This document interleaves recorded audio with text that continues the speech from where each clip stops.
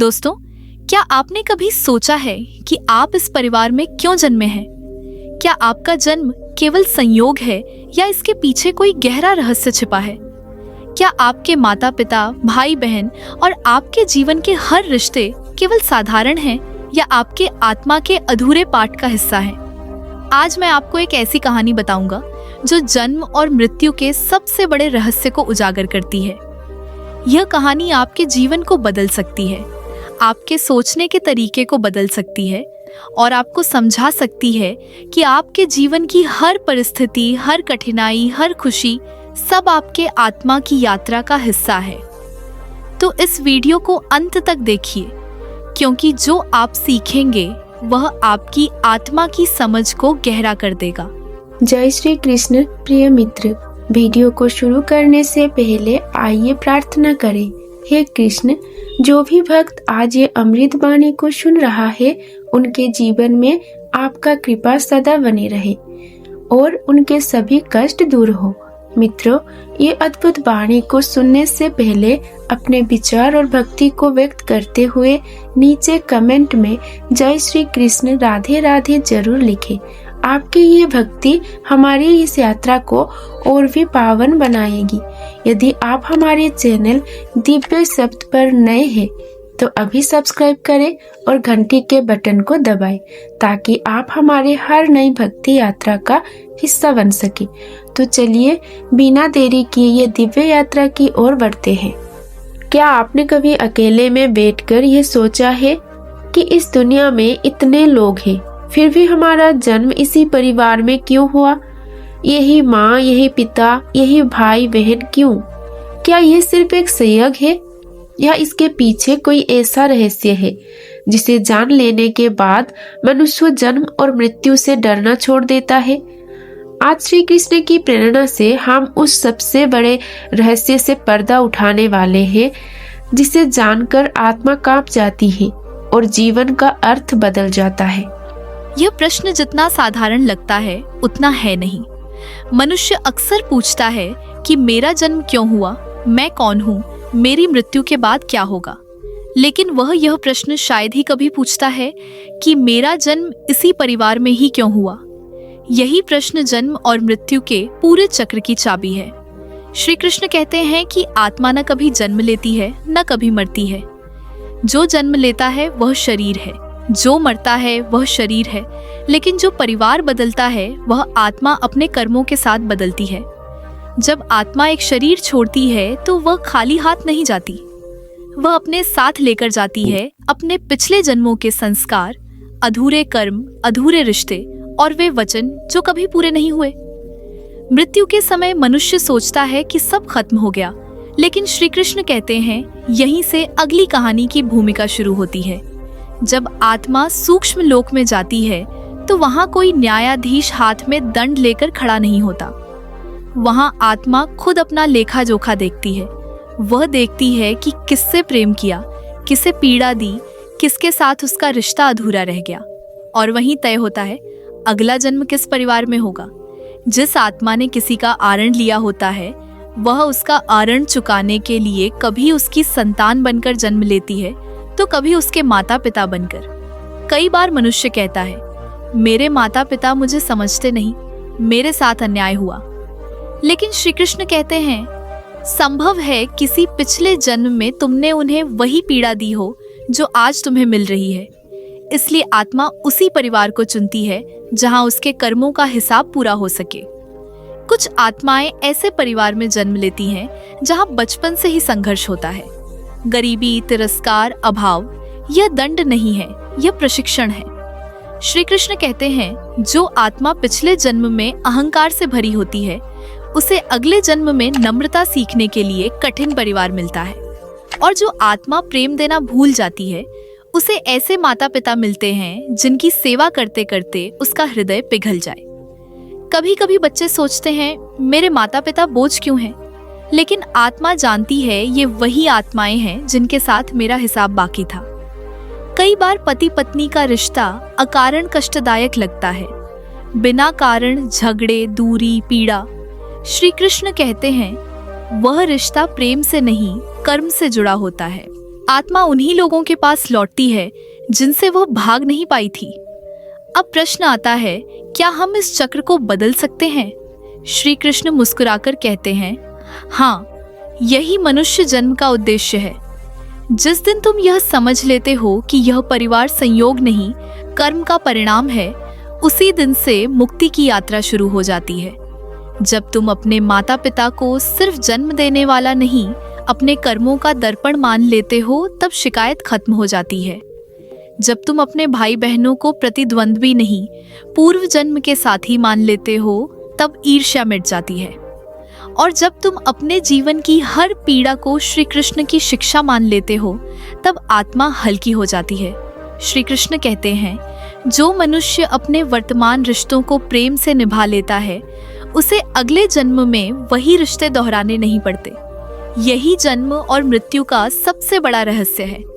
इसलिए यह मत पूछो मेरे साथ ऐसा क्यों हुआ, यह पूछो मैं इससे क्या सीखने आया हूँ। जिस दिन तुमने सीख लिया, उसी दिन यह परिवार तुम्हारा बंधन नहीं, तुम्हारा द्वार बन जाएगा।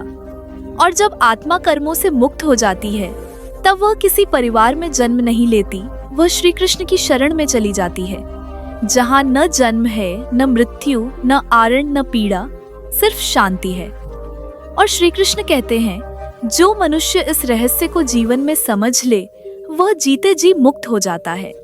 पिछली कथा में हमने जाना कि हमारा जन्म संयोग नहीं होता और परिवार ईश्वर की सबसे गहरी योजना होता है।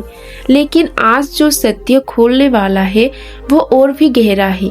आज हम जानेंगे कि जब आत्मा शरीर छोड़ती है तो श्री कृष्ण उससे क्या प्रश्न करते हैं और क्यों कुछ आत्माएं बार बार उसी परिवार में लौट आती है।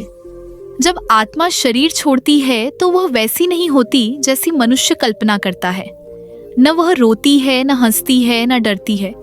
वह बस देख रही होती है अपने पूरे जीवन को एक चलचित्र की तरह। श्री कृष्ण कहते हैं, मृत्यु के समय आत्मा को सबसे पहले उसके अपने कर्म दिखाई देते हैं। वह देखती है कि कब उसने किसी को चोट पहुंचाई और कब किसी ने उसे चोट पहुंचाई। लेकिन वहां कोई बहस नहीं होती, वहां कोई सफाई नहीं चलती। वहां आत्मा खुद स्वीकार करती है कि यह मैंने किया और इसका फल मुझे स्वीकार है। यहीं से तय होता है अगला परिवार।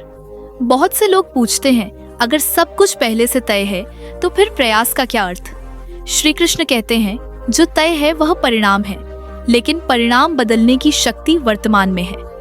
जब आत्मा नया जन्म लेने से पहले सूक्ष्म लोक में खड़ी होती है तो उसके सामने कई संभावनाएं होती हैं। वह देखती है एक परिवार जहां प्रेम है, एक परिवार जहां संघर्ष है, एक परिवार जहां त्याग सीखना है और एक परिवार जहां क्षमा। आत्मा वही परिवार चुनती है जहां उसके सबसे कठिन संस्कार शुद्ध हो सके। इसलिए कभी कभी बहुत पुण्य आत्माएं बहुत कष्टदायक परिवारों में जन्म लेती हैं। यह दंड नहीं होता, यह अंतिम परीक्षा होती है। श्री कृष्ण कहते हैं, जैसे सोने को आखिरी बार आग में तपाया जाता है, वैसे ही मुक्त होने से पहले आत्मा को सबसे कठिन रिश्तों से गुजरना पड़ता है। अब समझो इस रहस्य को कि क्यों कुछ बच्चे अपने माता पिता से अकारण घृणा करते हैं, क्यों कुछ माता पिता अपने बच्चों से अकारण कठोर होते हैं। ये वर्तमान जन्म की कहानी नहीं होती, ये कई जन्मों का जमा हुआ बोझ होता है। कभी कोई पिता अपने बेटे को समझ नहीं पाता क्योंकि पिछले जन्म में वह उसी आत्मा का शासक या स्वामी था। अब भूमिका बदली है लेकिन अहंकार नहीं बदला। कभी कोई माँ अपनी बेटी से अत्यधिक अपेक्षा करती है क्योंकि पिछले जन्म में वह उसी आत्मा पर निर्भर थी। अब वह चाहती है कि यह बेटी उसकी अधूरी सुरक्षा बन जाए। श्री कृष्ण कहते हैं, रिश्ते बदलते हैं लेकिन स्मृतियां नहीं। वे अवचेतन में संस्कार बनकर बैठी रहती हैं। इसीलिए जब कोई कहता है मुझे अपने घर में शांति नहीं मिलती, तो श्री कृष्ण कहते हैं, शांति बाहर खोजने से पहले अपने कर्मों को देखो। अब सबसे गहरा रहस्य सुनो। कुछ आत्माएं एक ही परिवार में बार बार जन्म लेती हैं, कभी दादा बनकर, कभी पिता, कभी पुत्र। क्यों? क्योंकि उस परिवार में प्रेम नहीं सीखा गया, सेवा नहीं सीखी गई, त्याग नहीं सीखा गया। श्री कृष्ण कहते हैं, जब तक आत्मा अपने सबसे नजदीकी रिश्तों में ईश्वर को नहीं देख पाती, तब तक उसे वही पाठ दोहराना पड़ता है। मनुष्य मंदिर में भगवान को खोजता है, लेकिन घर में उन्हें भूल जाता है। यही सबसे बड़ा अज्ञान है। जब तुम अपने माता पिता की सेवा करते हो बिना अपेक्षा, तब कर्म करते हैं। जब तुम अपने जीवन साथी को स्वार्थ नहीं साधना मान लेते हो, तब आत्मा हल्की होती है। और जब तुम अपने बच्चों को अपनी संपत्ति नहीं, ईश्वर की अमानत समझते हो, तब अगला जन्म सुधर जाता है। श्री कृष्ण कहते हैं, जो व्यक्ति अपने घर में धर्म जी लेता है, उसे वन जाने की आवश्यकता नहीं। अब मृत्यु के बाद एक और दृश्य होता है जिसे बहुत कम लोग जानते हैं। आत्मा को एक दिव्य प्रकाश के पास लाया जाता है। वहां कोई मूर्ति नहीं होती, वहां श्री कृष्ण शब्द नहीं बोलते, वहां संवाद भाव से होता है। श्री कृष्ण आत्मा से पूछते हैं, क्या तूने सीखा या केवल सहा? अगर आत्मा कहती है मैंने सब सह लिया लेकिन किसी को क्षमा नहीं किया, तो श्री कृष्ण कहते हैं तब तुम्हें फिर लौटना होगा। अगर आत्मा कहती है मैंने सब दुख में भी प्रेम करना सीख लिया, तो श्री कृष्ण कहते हैं अब तुम्हें लौटने की आवश्यकता नहीं। यही जन्म और मृत्यु का द्वार है। इसलिए जीवन में जो भी रिश्ता सबसे अधिक कष्ट देता है, वही रिश्ता सबसे अधिक मुक्त करता है, अगर उसे सही ढंग से जिया जाए। अब ये मत कहो मेरे माता पिता ऐसे क्यों हैं, ये पूछो मैं इनके माध्यम से क्या सीखने आया हूँ। ये मत कहो मेरा जीवन साथी मुझे नहीं समझता, ये पूछो मैं कहाँ बदल सकता हूँ। श्री कृष्ण कहते हैं, जिस दिन मनुष्य अपने परिवार को अपना भाग्य नहीं, अपनी पाठशाला मान लेता है, उसी दिन जन्म और मृत्यु का बंधन ढीला पड़ने लगता है। और अंत में जब आत्मा मुक्त होती है, तो वह किसी गर्भ में नहीं जाती, वह श्री कृष्ण के चरणों में विश्राम करती है, जहाँ न कोई रिश्ता बोझ है, न कोई जन्म, न कोई मृत्यु, सिर्फ पूर्णता है। आज की कथा किसी कहानी की तरह नहीं है। आज की कथा आईना है, एक ऐसा आईना जिसमें मनुष्य अपने जन्म से पहले की यात्रा देखेगा, अपने रिश्तों का कारण समझेगा और मृत्यु से डरना छोड़ देगा। अगर आप तैयार हैं अपने जीवन का सबसे गहरा सत्य जानने के लिए, तो इस कथा को अंत तक सुनिए, क्योंकि आज श्री कृष्ण स्वयं आत्मा की यात्रा का रहस्य खोलने वाले हैं। जब मनुष्य जीवित रहता है तो वह सोचता है कि मृत्यु जीवन का अंत है, लेकिन श्री कृष्ण कहते हैं मृत्यु अंत नहीं, स्मृति का दरवाजा है। जैसे ही प्राण शरीर छोड़ते हैं, वैसे ही आत्मा अपने ही जीवन की परतें खोलने लगती है। वह देखती है कि उसने जीवन भर किन बातों को महत्व दिया और किन बातों को अनदेखा किया। सबसे पहले आत्मा को दिखाई देते हैं वे रिश्ते जिन्हें उसने सबसे हल्के में लिया था, माता पिता, जीवन साथी, संतान। मनुष्य अक्सर सोचता है कि सबसे ज्यादा महत्व बाहरी दुनिया में है, पैसा, पद, पहचान। लेकिन मृत्यु के बाद आत्मा देखती है कि जिन रिश्तों को उसने बोझ समझा, वही उसकी परीक्षा थे। श्री कृष्ण कहते हैं परिवार ईश्वर की सबसे कठोर तपस्या है, क्योंकि बाहर की दुनिया में मनुष्य अभिनय कर सकता है, लेकिन घर के भीतर वह अपने असली रूप में होता है। अब एक गहरा दृश्य समझो।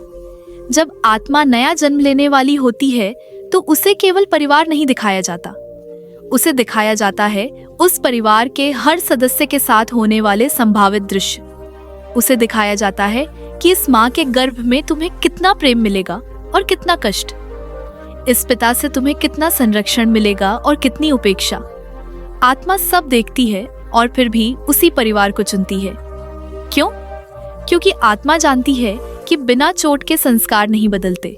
इसीलिए कुछ लोग बहुत अच्छे होकर भी बहुत दुख पाते हैं। श्री कृष्ण कहते हैं क्योंकि उनकी आत्मा अंतिम शुद्धिकरण से गुजर रही होती है। अब समझो क्यों कुछ बच्चे बहुत कम उम्र में जिम्मेदार बन जाते हैं, क्यों कुछ लोग बचपन से ही गंभीर होते हैं। यह इसलिए नहीं कि उनका बचपन उनसे छिन गया, यह इसीलिए है क्योंकि उनकी आत्मा बहुत पुरानी है। श्री कृष्ण कहते हैं पुरानी आत्माएं हल्के रिश्तों में नहीं जाती। अब उस रहस्य पर आओ जिसे बहुत कम लोग समझते हैं। कभी कभी एक ही परिवार में एक बच्चा बहुत सौम्य होता है और दूसरा बहुत क्रूर। एक माता पिता के संस्कार समान, फिर भी स्वभाव अलग। यह इसलिए नहीं कि परवरिश अलग थी, यह इसलिए है कि आत्माओं की यात्रा अलग थी। हर आत्मा अपने साथ पिछले जन्मों का बोझ लेकर आती है। परिवार केवल मंच होता है, नाटक तो आत्मा का होता है। अब श्री कृष्ण एक प्रश्न पूछते हैं जो बहुत भारी है।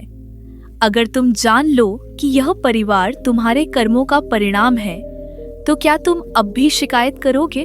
अगर तुम्हें पता चल जाए कि जिस माँ से तुम नाराज हो वह पिछले जन्म में तुम्हारी सेवा में अपना जीवन खपा चुकी थी, तो क्या तुम अब भी उसका अनादर करोगे? अगर तुम्हें यह दिखा दिया जाए कि जिस पिता से तुम्हें शिकायत है वह पिछले जन्म में तुम्हारी रक्षा करते हुए सब कुछ हार गया था, तो क्या तुम्हारा हृदय नरम नहीं पड़ेगा? यही कारण है कि श्री कृष्ण मनुष्य को स्मृति नहीं देते। अगर स्मृति दे दी तो मनुष्य वर्तमान नहीं जी पाएगा, लेकिन वे संकेत देते हैं। कभी कभी अकारण किसी अपने के लिए आंखें भर आती हैं, कभी कभी किसी अपने से अकारण क्रोध आता है। ये संकेत हैं पिछले जन्म के अधूरे अध्यायों के। अब उस बिंदु पर आओ जहां से मुक्ति शुरू होती है। श्री कृष्ण कहते हैं, जिस दिन मनुष्य यह कहना छोड़ देता है कि मेरे साथ गलत हुआ और यह कहना शुरू करता है कि मुझे यह सिखाने आया हूँ, उसी दिन कर्म जलने लगते हैं। जो व्यक्ति अपने माता पिता को ईश्वर का रूप मान लेता है उसका अगला जन्म हल्का हो जाता है। जो व्यक्ति अपने जीवन साथी को बंधन नहीं साधना मान लेता है उसकी आत्मा तेजी से आगे बढ़ती है। और जो व्यक्ति अपने दुख में भी किसी को दोष नहीं देता वह जन्म मरण के चक्र से बाहर निकलने लगता है। अब अंतिम और सबसे बड़ा रहस्य सुनो। हर आत्मा मुक्त नहीं होना चाहती। हाँ, यह सत्य है। कुछ आत्माएं बार बार जन्म लेना चाहती हैं क्योंकि उन्हें अपने अहंकार से प्रेम होता है, अपने नाम से, अपने रूप से, अपने संबंधों से। श्री कृष्ण कहते हैं, मुक्ति उनके लिए है जो सब कुछ खोने को तैयार हों। जब आत्मा यह कह देती है कि अब मुझे कुछ साबित नहीं करना, कुछ पाना नहीं, सिर्फ प्रेम करना है, तभी श्री कृष्ण उसे अपने समीप बुलाते हैं। और तब आत्मा किसी गर्भ में नहीं जाती, किसी परिवार में नहीं जाती, वह उस चेतना में विलीन हो जाती है जहाँ न जन्म है, न मृत्यु, न माँ, न पिता, सिर्फ अनंत शांति है। इसलिए जब भी अपने परिवार से पीड़ा हो तो यह याद रखना, यह वही जगह है जहाँ से मुक्ति का द्वार खुलता है। भागो मत, लड़ो मत, समझो, क्योंकि जिस परिवार से तुम सबसे ज्यादा थक गए हो वही परिवार तुम्हें सबसे पहले श्री कृष्ण तक पहुंचाएगा। आज की कथा सुनने से पहले एक क्षण के लिए अपने माता पिता का चेहरा याद कीजिए, अपने घर का आंगन याद कीजिए और उस जगह को याद कीजिए जहां आपने सबसे ज्यादा पीड़ा भी पाई और सबसे ज्यादा प्रेम भी। आज श्री कृष्ण हमें बताएंगे कि वही जगह हमारी सबसे बड़ी परीक्षा क्यों है और वहीं से मुक्ति का द्वार क्यों खुलता है। मनुष्य जीवन भर एक ही भ्रम में जीता है। वह सोचता है कि वह अकेला है, उसके दुख कोई नहीं समझता और उसका जीवन दूसरों से ज्यादा कठिन है। लेकिन श्री कृष्ण कहते हैं, अगर मनुष्य को अपने पिछले जन्मों की एक झलक भी मिल जाए तो वह आज के दुखों को वरदान समझने लगे। हर आत्मा जब पृथ्वी पर आती है तो वह एक उद्देश्य लेकर आती है, लेकिन वह उद्देश्य न तो नाम होता है, न पद, न धन। वह उद्देश्य होता है संस्कारों का शुद्धिकरण, और इस शुद्धिकरण के लिए सबसे उपयुक्त स्थान परिवार होता है, क्योंकि परिवार में मनुष्य अपना मुखौटा नहीं पहन सकता। वहाँ वो वैसा ही होता है जैसा वह भीतर से है। यही कारण है कि जितनी पीड़ा घर के भीतर मिलती है उतनी बाहर नहीं। श्री कृष्ण कहते हैं, घर तुम्हारा आश्रय नहीं, घर तुम्हारी अग्नि परीक्षा है। अब उस रहस्य को समझो जिसे बहुत कम लोग स्वीकार करते हैं। कुछ आत्माएं अपने परिवार से इतनी पीड़ा पाती हैं कि वे ईश्वर से भी नाराज हो जाती हैं। वे कहते हैं, अगर भगवान है तो उसने मुझे ऐसे घर में क्यों जन्म दिया? लेकिन श्री कृष्ण उत्तर देते हैं, क्योंकि तुम तैयार थे। हर आत्मा को एक जैसा पाठ नहीं दिया जाता। जिस आत्मा में सहन शक्ति कम होती है उसे हल्का जीवन मिलता है, और जो आत्मा अंत के समीप होती है उसे सबसे कठिन पाठ मिलता है। इसीलिए महापुरुषों का जीवन देखो। राम ने वन देखा, कृष्ण ने अपमान देखा, मीरा ने विष पिया, कबीर ने तिरस्कार सहा। क्या ईश्वर उनसे प्रेम नहीं करता था? नहीं, ईश्वर उन्हें तैयार कर रहा था। अब मृत्यु के उस क्षण पर चलो जहां से मनुष्य सबसे ज्यादा डरता है। जब प्राण धीरे धीरे शरीर से अलग होने लगते हैं तो आत्मा अपने सबसे प्रिय चेहरों को याद करती है। लेकिन आश्चर्य की बात यह है कि उस समय आत्मा को वह व्यक्ति याद नहीं आता जिससे उसने सबसे ज्यादा प्रेम किया। उसे वह व्यक्ति याद आता है जिसे उसने सबसे ज्यादा कष्ट दिया। यही कारण है कि मृत्यु के समय कुछ लोग बेचैन होते हैं। उनकी आत्मा जानती है कि अभी भी कई आरण बाकी हैं। श्री कृष्ण कहते हैं, जो व्यक्ति जीते जी क्षमा सीख लेता है उसकी मृत्यु शांत होती है, और जो व्यक्ति जीते जी सेवा सीख लेता है उसकी मृत्यु मुक्ति का द्वार बन जाती है। अब उस सत्य को सुनो जो बहुत भारी है। माता पिता केवल शरीर देने वाले नहीं होते, वे आत्मा के सबसे बड़े ऋणदाता होते हैं। इसलिए शास्त्र कहते हैं, माता पिता की सेवा सिर्फ पुण्य नहीं, आड़ मुक्ति है। जो संतान अपने माता पिता को बोझ समझती है, वह नहीं जानती कि वही बोझ उसकी आत्मा को हल्का करने आया है। श्री कृष्ण कहते हैं, अगर मनुष्य अपने माता पिता की एक आह भी सुन ले तो उसके कई जन्मों के पाप जल सकते हैं। अब जीवन साथी के रहस्य को समझो। जीवन साथी सुख देने के लिए नहीं, दर्पण बनने के लिए आता है। वह तुम्हें तुम्हारी कमजोरियां दिखाता है, तुम्हारा अहंकार दिखाता है, तुम्हारी अपेक्षाएं दिखाता है। और जब मनुष्य उस दर्पण को तोड़ना चाहता है तो जीवन और कठोर हो जाता है। लेकिन जो व्यक्ति उस दर्पण में स्वयं को सुधार लेता है, वह अगले जन्म में उस पाठ से मुक्त हो जाता है। अब बच्चों के रहस्य को जानो। बच्चे तुम्हारी संपत्ति नहीं, तुम्हारे कर्मों का परिणाम है। कुछ बच्चे माता पिता को अत्यधिक कष्ट देते हैं क्योंकि पिछले जन्म में माता पिता ने उन्हें कष्ट दिया था, और कुछ बच्चे माता पिता के लिए आशीर्वाद बन जाते हैं क्योंकि आरण पूरा हो चुका होता है। श्री कृष्ण कहते हैं, हर रिश्ता बराबरी पर समाप्त होता है। कोई ऊपर नहीं जाता, कोई नीचे नहीं। अब अंतिम दृश्य देखो। जब आत्मा पूरी तरह तैयार हो जाती है तो उसे एक अद्भुत शांति अनुभव होती है। उसे अब किसी रिश्ते से शिकायत नहीं रहती। वह सबको स्वीकार कर लेती है, और उसी क्षण श्री कृष्ण उस आत्मा के समीप आते हैं। वे कहते हैं, अब तुम्हें फिर लौटने की आवश्यकता नहीं, अब तुम प्रेम सीख चुके हो। और तब आत्मा किसी परिवार में नहीं, किसी गर्भ में नहीं, किसी नाम में नहीं, वह स्वयं प्रेम बन जाती है। यही जन्म और मृत्यु का सबसे बड़ा रहस्य है। इसलिए अगर आज तुम अपने परिवार से थके हुए हो तो यह समझ लो तुम अंतिम पाठ में हो, और जो अंतिम पाठ समझ लेता है उसे फिर परीक्षा नहीं देनी पड़ती। श्री कृष्ण मुस्कुराकर कहते हैं, जिस घर से तुम रोते हुए बाहर निकलना चाहते हो, वही घर तुम्हें हंसते हुए मुक्ति तक ले जाएगा। अगर आज आपके जीवन में कुछ टूट रहा है, अगर रिश्ते बिखर रहे हैं, अगर मन के भीतर ये प्रश्न उठ रहा है कि भगवान ने मुझे ही क्यों चुना इस पीड़ा के लिए, तो आज की यह कथा आपके लिए है। क्योंकि आज श्री कृष्ण उस रहस्य से पर्दा उठाने वाले हैं जिसे जान लेने के बाद मनुष्य अपने जीवन को दोष नहीं, वरदान समझने लगता है। मनुष्य जब दुख में होता है तो वह केवल वर्तमान देखता है। उसे लगता है कि यह पीड़ा अचानक आई है, लेकिन श्री कृष्ण कहते हैं, दुख कभी अचानक नहीं आता। वह बहुत पहले बोया गया बीज होता है जो समय आने पर फल देता है। जब आत्मा पृथ्वी पर आती है तो वह केवल शरीर नहीं पहनती, वह अपने साथ कई जन्मों की स्मृति का बोझ अदृश्य रूप में लेकर आती है।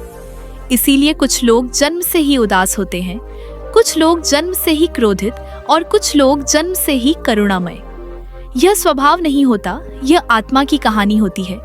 श्री कृष्ण कहते हैं, हर आत्मा अपने लिए सबसे उपयुक्त परिवार चुनती है, लेकिन मनुष्य ये नहीं समझ पाता कि उपयुक्त का अर्थ सुख नहीं होता। उपयुक्त का अर्थ होता है वह स्थान जहां आत्मा को सबसे अधिक बदलना पड़े। अब एक दृश्य कल्पना करो। एक आत्मा सूक्ष्म लोक में खड़ी है। उसके सामने पृथ्वी के कई परिवार हैं। एक परिवार बहुत अमीर है, लेकिन वहां अहंकार है। एक परिवार गरीब है, लेकिन वहां प्रेम है। एक परिवार शांत है, लेकिन वहां विकास नहीं। एक परिवार संघर्ष से भरा है, लेकिन वहां आत्मा के लिए सबसे बड़ा पाठ छिपा है। आत्मा बहुत देर तक देखती है, फिर वह उस परिवार की ओर बढ़ती है जहां उसे सबसे ज्यादा चोट लगने वाली होती है, क्योंकि आत्मा जानती है कि बिना चोट के वह बदल नहीं सकती। यही कारण है कि कुछ लोग कहते हैं, मेरे जीवन में कुछ भी आसान नहीं। श्री कृष्ण कहते हैं, क्योंकि तुम्हारी आत्मा आसान जीवन के लिए नहीं आई। अब उस रहस्य को समझो जो सबसे अधिक दर्द देता है। कभी कभी हम जिन लोगों से सबसे ज्यादा प्रेम करते हैं वही लोग हमें सबसे ज्यादा चोट देते हैं। मनुष्य सोचता है कि ऐसा क्यों? श्री कृष्ण कहते हैं क्योंकि वही लोग तुम्हारी आत्मा के सबसे पुराने साथी हैं। पुराने साथी हमेशा प्रेम से नहीं, कर्म से जुड़े होते हैं। इसलिए जब कोई व्यक्ति अपने ही घर में अजनबी महसूस करता है तो यह संयोग नहीं होता। यह संकेत होता है कि आत्मा किसी पुराने अध्याय को पूरा करने आई है। अब मृत्यु के उस क्षण पर चलो जिसे मनुष्य कभी देख नहीं पाता। जब शरीर कमजोर होने लगता है और सांसें धीमी पड़ने लगती हैं, तो आत्मा धीरे धीरे शरीर से दूरी बनाने लगती है। उस समय मनुष्य का मन अपने पूरे जीवन को एक साथ देखता है। वह देखता है कि उसने किसे प्रेम दिया और किसे अपमान, किसे समय दिया और किसे नजरअंदाज। और उसी क्षण आत्मा को सबसे गहरा दुख होता है। वह दुख यह नहीं होता कि मैंने कितना खोया, वह दुख यह होता है कि मैंने कितना गलत समझा।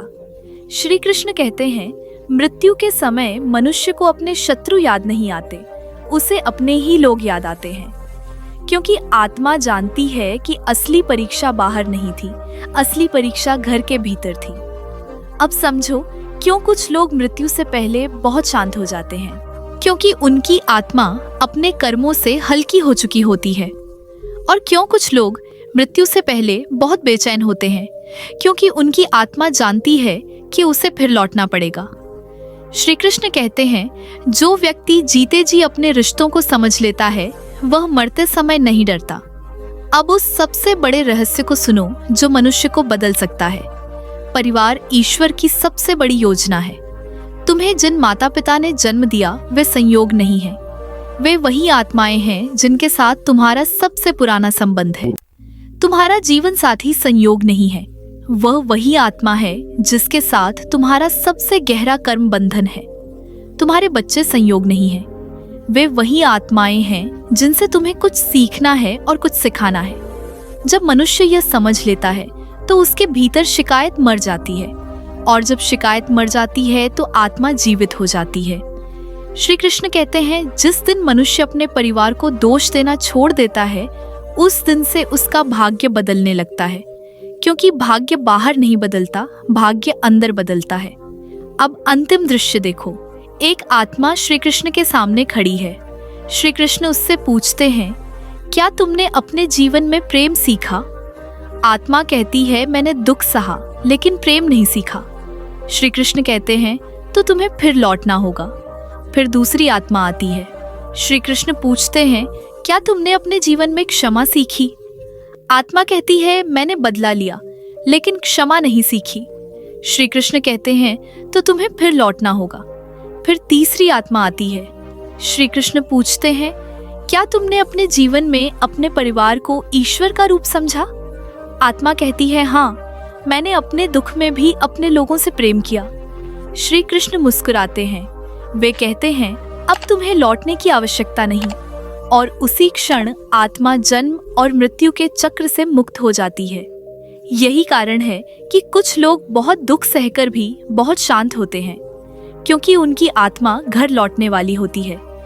इसीलिए जब भी अपने जीवन को देखो तो यह मत कहो कि मेरा जीवन कठिन है, यह कहो कि मेरी आत्मा बहुत मजबूत है, क्योंकि कमजोर आत्माओं को कठिन परिवार नहीं मिलते। श्री कृष्ण कहते हैं जिस परिवार से तुम सबसे ज्यादा परेशान हो वही परिवार तुम्हें सबसे पहले मुक्ति की ओर ले जाएगा। और जिस दिन तुम अपने माता पिता के सामने सिर झुका दोगे, अपने जीवन साथी को दोष देना छोड़ दोगे और अपने बच्चों को ईश्वर की देन समझ लोगे, उस दिन तुम्हारी आत्मा पहली बार सच में जन्म लेगी। आज की कथा सुनने से पहले अपने भीतर एक प्रश्न उठाइए। क्या आप वाकई ही वही है जो आपको ये शरीर बताता है, या आप कुछ और है जो हर जन्म में नया नाम, नया रिश्ता और नया दर्द पहन लेता है? आज श्री कृष्ण उस रहस्य को खोलेंगे जहाँ से आत्मा गर्भ में उतरती है और जहाँ से किस्मत लिखी जाती है। मनुष्य को यह जानने की सबसे ज्यादा जिज्ञासा होती है कि जन्म से पहले क्या था, लेकिन उससे भी बड़ा प्रश्न यह है कि जन्म से पहले आत्मा कैसी थी। श्री कृष्ण कहते हैं आत्मा शून्य से नहीं आती। वह एक लंबी यात्रा से आती है जिसमें अनगिनत रिश्ते, अनगिनत वचन और अनगिनत अधूरे भाव जुड़े होते हैं। जब आत्मा अगले जन्म के लिए तैयार होती है तो वह सबसे पहले अपने ही बोझ को देखती है। वह देखती है कि मैंने किसे क्षमा नहीं किया, किसे छोड़ नहीं पाया, किससे अब भी कुछ कहना बाकी है। और वही लोग उसके अगले परिवार के रूप में सामने आ जाते हैं। यही कारण है कि कुछ बच्चे जन्म लेते ही किसी एक व्यक्ति से अजीब सा जुड़ाव महसूस करते हैं और किसी से बिना कारण दूरी। यह वर्तमान की अनुभूति नहीं होती, यह आत्मा की पहचान होती है। श्री कृष्ण कहते हैं, रिश्ते पहचान से नहीं स्मृति से बनते हैं। अब उस गूढ़ सत्य को समझो जिसे जानने के बाद मनुष्य अपने माता पिता को कभी दोष नहीं देता। माता पिता ईश्वर द्वारा चुने गए नहीं होते, माता पिता आत्मा द्वारा चुने जाते हैं। हाँ, यह कठोर सत्य है। आत्मा उसी गर्भ में जाती है जहां उसे अपने सबसे कठिन संस्कारों से टकराना होता है। इसलिए अगर पिता कठोर है तो आत्मा को सहनशीलता सीखनी थी। अगर माँ भावुक है तो आत्मा को करुणा सीखनी थी। कुछ आत्माएं ऐसे माता पिता चुनती हैं जो उन्हें समझ ही न सके, क्योंकि पिछले जन्म में वह आत्मा दूसरों को समझने में असफल रही थी। श्री कृष्ण कहते हैं, जो पाठ आत्मा स्वेच्छा से नहीं सीखती वह उसे परिस्थिति सिखाती है। अब गर्भ का रहस्य सुनो। जब आत्मा गर्भ में प्रवेश करती है तो वह पूर्ण रूप से अचेत नहीं होती। वह सब महसूस करती है, माँ का भय, माँ की चिंता, माँ का प्रेम, माँ का दुख।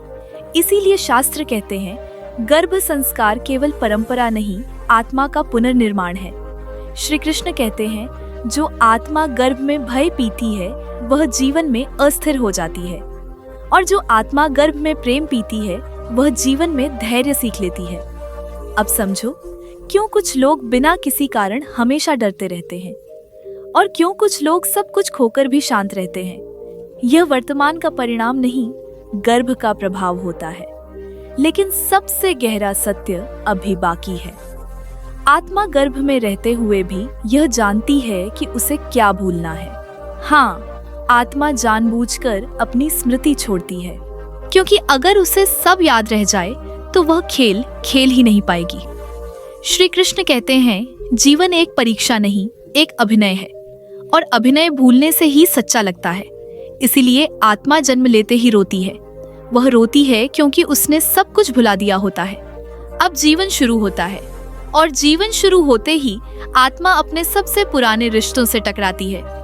माता पिता के रूप में, भाई बहन के रूप में, जीवन साथी के रूप में। हर टकराव एक स्मृति जगाने आता है, लेकिन पूरी नहीं, केवल संकेत के रूप में। इसीलिए कभी कभी बिना कारण आंखें भर आती हैं और कभी कभी बिना कारण मन भारी हो जाता है। ये संकेत हैं कि आत्मा कुछ पहचान रही है। श्री कृष्ण कहते हैं, मनुष्य का दुख वर्तमान से नहीं, पहचान से आता है। अब उस प्रश्न पर आओ जो हर दुखी मनुष्य पूछता है, अगर सब कुछ कर्म है तो मैं क्या करूं? श्री कृष्ण उत्तर देते हैं, कर्म से भागो मत, कर्म को समझो। जो व्यक्ति अपने परिवार से भागना चाहता है वह जन्मों से भागता रहेगा, लेकिन जो व्यक्ति अपने परिवार को स्वीकार कर लेता है वह पहली बार आत्मा के निकट आता है। स्वीकार का अर्थ अन्याय सहना नहीं, स्वीकार का अर्थ घृणा छोड़ देना है। जब तुम अपने पिता को दोष देना छोड़ देते हो तो अहंकार टूटता है। जब तुम अपनी माँ से अपेक्षा छोड़ देते हो तो मोह टूटता है, और जब अहंकार और मोह टूटते हैं तो आत्मा हल्की हो जाती है। श्री कृष्ण कहते हैं, हल्की आत्मा फिर गर्भ नहीं ढूंढती, वह मुक्त आकाश में उड़ जाती है। अब अंतिम दृश्य देखो जो बहुत कम लोग जीते जी समझ पाते हैं। एक वृद्ध व्यक्ति मृत्यु के समीप है। उसकी आंखें बंद हैं, लेकिन उसका मन जाग रहा है। वह अपने जीवन को फिर से देख रहा है। वह देखता है कि जिन बातों के लिए वह लड़ा वे अर्थहीन थी, और जिन रिश्तों को उसने हल्के में लिया वही असली थे। उसकी आंख से एक आंसू गिरता है। वह आंसू पछतावे का नहीं, जागरण का होता है। और उसी क्षण अगर आत्मा यह स्वीकार कर ले कि मैंने अपने परिवार को समझने में देर कर दी, तो श्री कृष्ण उसे वहीं छू लेते हैं। श्री कृष्ण कहते हैं, अब तुम्हें पूरा पाठ दोहराने की जरूरत नहीं, और वही आत्मा आधा चक्र काटकर मुक्ति की ओर बढ़ जाती है। इसलिए अगर आज तुम अपने जीवन में संघर्ष में हो तो ये समझ लो तुम्हारी आत्मा अंत के बहुत पास है, क्योंकि शुरुआत हमेशा सरल होती है और अंत हमेशा कठिन। श्री कृष्ण मुस्कुराकर कहते हैं, जो जितना सह सकता है उसे उतना ही दिया जाता है।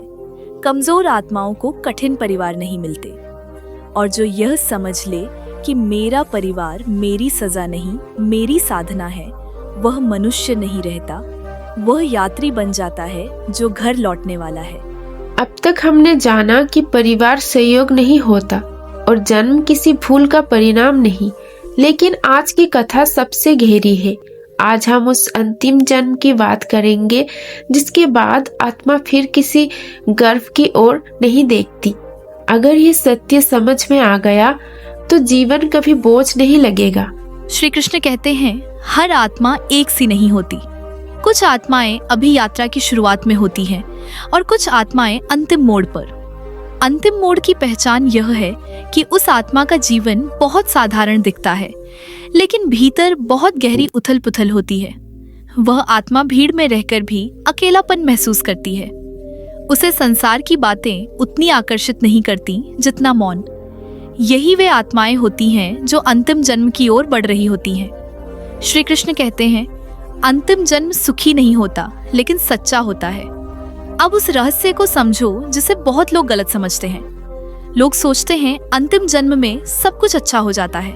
नहीं, अंतिम जन्म में सब कुछ साफ हो जाता है। जो भ्रम था वह टूट जाता है, जो दिखावा था वह गिर जाता है, जो झूठा सहारा था वह छूट जाता है। इसलिए अंतिम जन्म में मनुष्य को अक्सर रिश्तों से चोट मिलती है, क्योंकि अब आत्मा को कोई भ्रम नहीं चाहिए, उसे केवल सत्य चाहिए। श्री कृष्ण कहते हैं, जब आत्मा मुक्ति के समीप होती है तो संसार उसे आकर्षित नहीं करता बल्कि थकाता है। अब एक दृश्य देखो। एक व्यक्ति सब कुछ होते हुए भी असंतुष्ट है। घर है पर घरपन नहीं, रिश्ते हैं पर जुड़ाव नहीं, काम है पर अर्थ नहीं। लोग कहते हैं यह व्यक्ति कृतज्ञ है, लेकिन श्री कृष्ण कहते हैं नहीं, यह आत्मा जाग रही है। अब आत्मा नाम से नहीं, सत्य से जुड़ना चाहती है, और सत्य अक्सर अकेला होता है। अब उस सबसे बड़े भ्रम को तोड़ो। मुक्ति का अर्थ जंगल जाना नहीं, मुक्ति का अर्थ सब छोड़ देना नहीं, मुक्ति का अर्थ है सबके बीच रहते हुए किसी से बंधे न रहना। जब तुम अपने माता पिता की सेवा कर्तव्य नहीं, कृतज्ञता से करते हो तो बंधन टूटता है। जब तुम अपने जीवन साथी से कुछ पाने की जगह कुछ देने लगते हो तो बंधन टूटता है। और जब तुम अपने बच्चों को अपने अधूरे सपनों का बोझ नहीं बनाते तो बंधन टूटता है। श्री कृष्ण कहते हैं, बंधन रिश्तों से नहीं, अपेक्षाओं से बनते हैं। अब उस क्षण की बात करो जब आत्मा अंतिम बार शरीर छोड़ती है। यह मृत्यु सामान्य नहीं होती। इस मृत्यु में डर नहीं होता, हड़बड़ी नहीं होती, आंसू नहीं होते। यह मृत्यु एक गहरी नींद जैसी होती है। आत्मा धीरे धीरे शरीर से अलग होती है और पीछे मुड़कर बिना शिकायत देखती है। वह यह नहीं कहती मेरे साथ गलत हुआ, वह कहती है मैं समझ गया, और यही समझ मुक्ति की कुंजी है। श्री कृष्ण उस आत्मा से कोई प्रश्न नहीं करते, क्योंकि प्रश्न उनसे पूछे जाते हैं जिन्होंने अभी सीखा नहीं। मुक्त आत्मा से श्री कृष्ण केवल मुस्कुराकर कहते हैं, अब विश्राम करो। और वही विश्राम वैकुंठ है, वही विश्राम गोलोक है, वही विश्राम ईश्वर की गोद है। अब ये मत पूछो कि तुम मुक्त हो या नहीं, यह प्रश्न ही बताता है कि यात्रा अब भी बाकी है। लेकिन यह जरूर देखो कि क्या तुम अपने जीवन को दोष से जी रहे हो या स्वीकार से। श्री कृष्ण कहते हैं, जिस दिन मनुष्य अपने जीवन से यह प्रश्न हटा देता है कि मेरे साथ ऐसा क्यों हुआ, उसी दिन जन्म और मृत्यु अपना अर्थ खो देते हैं। और अंत में श्री कृष्ण का वह वचन जो हर आत्मा के लिए है, तुम जहां पैदा हुए वह तुम्हारी भूल नहीं, तुम जिनके साथ रहे वह तुम्हारी सजा नहीं, और जो तुमने सहा वह व्यर्थ नहीं। सब कुछ तुम्हें वहां पहुंचाने के लिए था जहां अब कोई जन्म नहीं, कोई मृत्यु नहीं, सिर्फ तुम हो और मैं हूं। यही जन्म और मृत्यु का सबसे बड़ा रहस्य है। क्या आपने कभी सोचा है कि दुनिया में करोड़ों घर हैं, लेकिन आपका जन्म इसी परिवार में क्यों हुआ? क्या यह केवल संयोग था या फिर इसके पीछे कोई ऐसा रहस्य है जिसे जान लेने के बाद आप अपने माता पिता, अपने दुख और अपनी जिंदगी को कभी पहले जैसा नहीं देख पाएंगे। आज की ये कथा जन्म और मृत्यु के उस सत्य को खोलने जा रही है जिसे शास्त्रों में लिखा गया लेकिन समझा बहुत कम गया। इस कहानी को अंत तक सुनिए, क्योंकि हो सकता है यह कहानी आपकी नहीं, आपकी आत्मा की हो। जब आत्मा पहली बार शरीर में प्रवेश करती है तब वह रोती नहीं है, वह डरती नहीं है, वह अज्ञान में नहीं होती। शास्त्र कहते हैं कि आत्मा उस क्षण भी सब जानती है। वह जानती है कि वह कौन है, कहाँ से आई है और क्यों आ रही है। रोता है तो केवल शरीर, क्योंकि शरीर पहली बार पीड़ा को छूता है। लेकिन आत्मा, वह तो पहले ही कई जन्मों का बोझ उठाए आती है। श्री कृष्ण गीता में कहते हैं कि न आत्मा कभी जन्म लेती है और न कभी मरती है। फिर प्रश्न उठता है कि यदि आत्मा अजर अमर है तो मनुष्य बार बार जन्म क्यों लेता है? क्यों कोई अमीर घर में जन्म लेता है और कोई भूखे माता पिता के यहाँ? क्यों किसी को प्रेम मिलता है और किसी को तिरस्कार? क्यों कोई माँ की गोद में सुरक्षित पलता है और किसी को बचपन में ही माँ से बिछुड़ना पड़ता है? इसका उत्तर बहुत सरल है, लेकिन स्वीकार करना बहुत कठिन। मनुष्य जिस परिवार में जन्म लेता है वह उसका चयन नहीं है, वह उसका दंड या पुरस्कार है। गर्भ में आने से पहले आत्मा को यमलोक नहीं ले जाया जाता, जैसा कि लोक कथाओं में बताया जाता है। आत्मा को ले जाया जाता है उसके ही कर्मों के दर्पण के सामने। वहां कोई यमदूत नहीं होता, वहां केवल आत्मा और उसका सत्य होता है। आत्मा स्वयं देखती है कि उसने पिछले जन्मों में क्या बोया है और अब क्या काटना शेष है। कृष्ण कहते हैं कि हर अधूरा कर्म एक गांठ बन जाता है। जब तक वह गांठ खुलती नहीं, आत्मा को नया शरीर लेना ही पड़ता है और उस शरीर के लिए ऐसा परिवार चुना जाता है जहां वह गांठ सबसे सटीक तरीके से खोली जा सके। जो आत्मा माँ बाप का अपमान करती है उसे वही माता पिता मिलते हैं जिनकी सेवा सबसे कठिन होती है। जो आत्मा संतान को दुख देती है वह उसी दुख को संतान बनकर भोगती है। जो आत्मा प्रेम को ठुकराती है वह ऐसे घर में जन्म लेती है जहां प्रेम पाने के लिए उसे तड़पना पड़ता है। इसीलिए कोई भी जन्म व्यर्थ नहीं होता। गर्भ के 7वें महीने में आत्मा को फिर से स्मृति आती है। गरुड़ पुराण में वर्णन है कि उस समय आत्मा अपने पिछले जन्मों को देखती है और ईश्वर से प्रार्थना करती है कि मुझे इस बार सही मार्ग पर चलने की शक्ति देना। वह वचन देती है कि इस बार वह अहंकार नहीं करेगी, क्रोध नहीं करेगी, माता पिता को दुख नहीं देगी। लेकिन जन्म लेते ही माया का पर्दा गिर जाता है। यही सबसे बड़ा रहस्य है। मनुष्य भूल कर जन्म लेता है ताकि कर्म निष्पक्ष हो। यदि उसे सब याद रहे तो उसका हर अच्छा कर्म स्वार्थ बन जाएगा और हर बुरा कर्म भय से रुका हुआ होगा। ईश्वर मनुष्य को स्वतंत्रता देते हैं ताकि उसका प्रेम भी स्वतंत्र हो। अब प्रश्न यह है कि वही माता पिता क्यों? क्योंकि माता पिता केवल शरीर देने वाले नहीं होते, वे कर्मों के द्वारपाल होते हैं। उनके माध्यम से ही आत्मा को वह वातावरण मिलता है जो उसके कर्मों को जगाता है। कभी कभी माता पिता कठोर होते हैं ताकि आत्मा का अहम टूटे। कभी कभी माता पिता अत्यंत प्रेमी होते हैं ताकि आत्मा प्रेम देना सीखे। और कभी कभी माता पिता स्वयं पीड़ित होते हैं ताकि आत्मा सेवा करना सीखे। इस संसार में कोई भी व्यक्ति संयोग से नहीं मिलता। भाई बहन, पति पत्नी, संतान सब पूर्व जन्मों के आर्ण हैं। कोई आर्ण प्रेम से चुकता होता है, कोई पीड़ा से, लेकिन चुकता होना तय है। जो लोग कहते हैं कि मेरे माता पिता अच्छे नहीं हैं, वे यह नहीं जानते कि आत्मा ने स्वयं यह पाठ चुना था। और जो लोग माता पिता को भगवान मानते हैं, वे अनजाने में अपने सबसे बड़े कर्म को शुद्ध कर रहे होते हैं। कृष्ण कहते हैं, जो मनुष्य अपने माता पिता को क्षमा कर देता है उसकी आधी जन्मों की यात्रा वहीं समाप्त हो जाती है। मृत्यु भी उतनी ही रहस्यमयी है जितना जन्म। मृत्यु कोई अंत नहीं, वह केवल कक्षा परिवर्तन है। जैसे बच्चा एक कक्षा पूरी करके अगली कक्षा में जाता है, वैसे ही आत्मा एक जीवन पूरा करके अगले स्तर पर जाती है। लेकिन वही आत्मा आगे बढ़ती है जो अपने कर्म पूरे करती है। जो अधूरा छोड़ देता है वो फिर लौट आता है। इसीलिए कुछ लोग कहते हैं, पता नहीं क्यों मेरा मन यहाँ नहीं लगता, क्योंकि आत्मा जानती है कि यह घर उसका अंतिम ठिकाना नहीं है।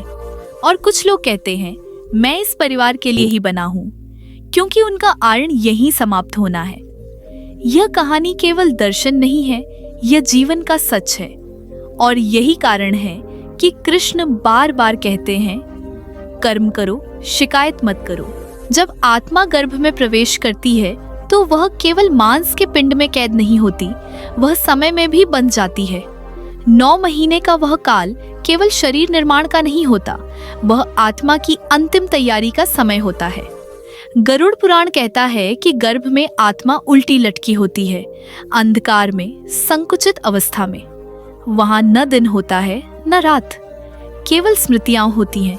उसी अंधकार में आत्मा अपने पूर्व जन्मों को देखती है। उसे याद आता है कि कहाँ उसने झूठ बोला था, कहाँ उसने किसी का विश्वास तोड़ा था, कहाँ उसने माँ बाप को अकेला छोड़ दिया था, और कहाँ उसने किसी के आंसू को हल्के में लिया था। गर्भ में आत्मा सबसे अधिक रोती है, लेकिन वह रोना बाहर नहीं सुनाई देता। वह बार बार कृष्ण को पुकारती है। वह कहती है कि हे प्रभु, इस बार मुझे ऐसा जीवन देना जहां मैं अपने कर्म सुधार सकूं। मैं वचन देती हूँ कि इस बार अहंकार नहीं करूंगी, इस बार माता पिता का तिरस्कार नहीं करूंगी, इस बार प्रेम को हल्के में नहीं लूंगी।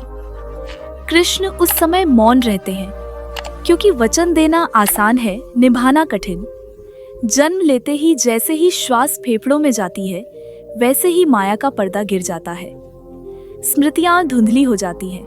वही आत्मा जो गर्भ में रो रही थी, अब रोना भूल जाती है कि वह क्यों आई थी, और यही भूल उसे फिर से कर्मों में बांध देती है। अब वही माता पिता जिन्हें आत्मा ने स्वयं चुना था, वही उसे सबसे कठिन लगने लगते हैं। कभी पिता कठोर लगते हैं, क्योंकि पिछले जन्म में आत्मा ने अनुशासन को ठुकराया था। कभी माँ अत्यधिक अपेक्षाएं रखती है, क्योंकि पिछले जन्म में आत्मा ने जिम्मेदारी से भागा था। कभी परिवार निर्धन होता है, क्योंकि आत्मा ने धन का दुरुपयोग किया था। और कभी परिवार अत्यंत समृद्ध होता है, क्योंकि आत्मा को दान का पाठ सिखाना होता है। श्री कृष्ण कहते हैं कि जो व्यक्ति अपने जन्म को कोसता है, वह अपने ही कर्मों को कोस रहा होता है। लेकिन मनुष्य यह स्वीकार नहीं करना चाहता। उसे दोष देने के लिए कोई चाहिए। कभी वह माता पिता को दोष देता है, कभी समाज को, कभी भगवान को। पर सत्य यह है कि भगवान केवल दरवाजा खोलते हैं, रास्ता आत्मा स्वयं चुनती है। आपने देखा होगा कि एक ही परिवार में जन्मे 2 भाई बिल्कुल अलग होते हैं। एक शांत, एक क्रोधी, एक संतोषी, एक लालची।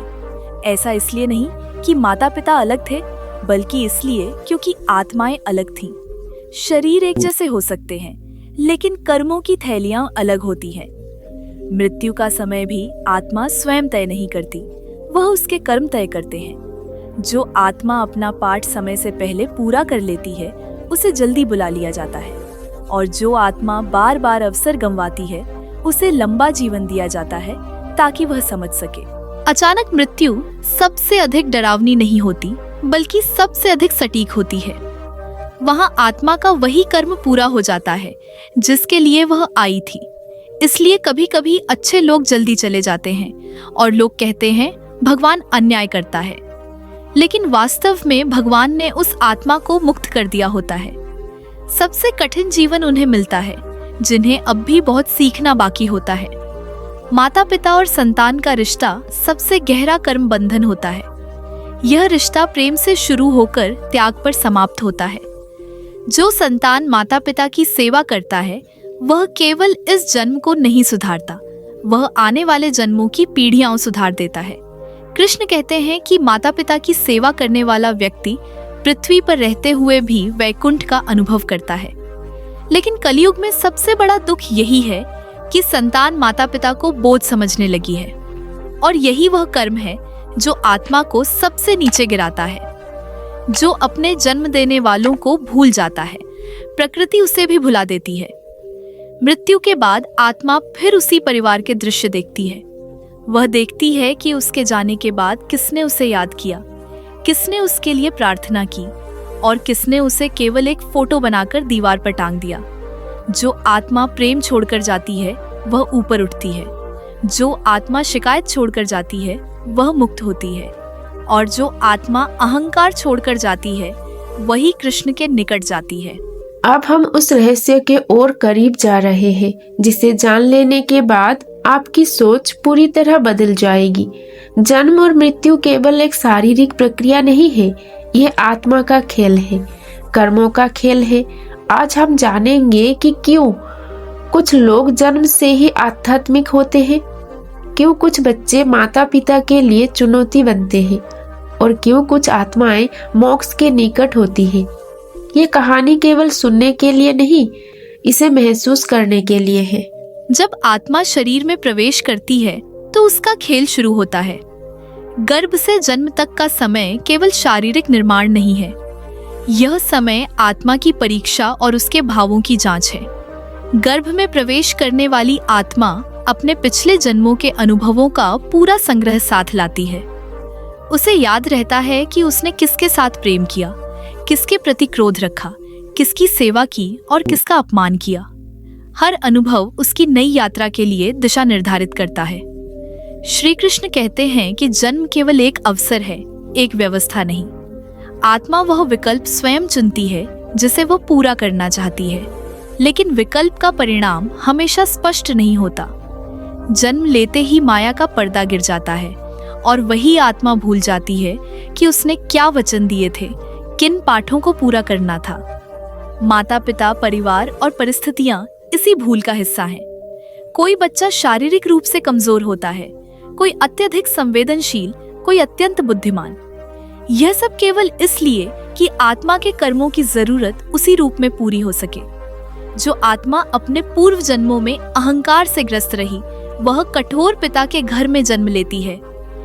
जो आत्मा प्रेम और करुणा को भूल चुकी है, वह मांग की कठोर अपेक्षाओं के बीच जन्म लेती है। और वही बच्चे जिन्हें जीवन में सबसे कठिन पाठ लेने थे, वे केवल अपने कर्मों को सीखने के लिए चुनिंदा कठिन परिवार में आते हैं। श्री कृष्ण कहते हैं कि जन्म का उद्देश्य केवल शारीरिक जीवन नहीं है। जीवन का उद्देश्य आत्मा की यात्रा को पूर्ण करना है। जब आत्मा अपने कर्मों को समझ जाती है तो मृत्यु का भय समाप्त हो जाता है। लेकिन जब आत्मा अपनी गलतियों से अनजान रहती है तो मृत्यु केवल एक और परीक्षा बन जाती है। मृत्यु का समय भी निश्चित नहीं है, यह आत्मा के तैयार होने पर निर्भर करता है।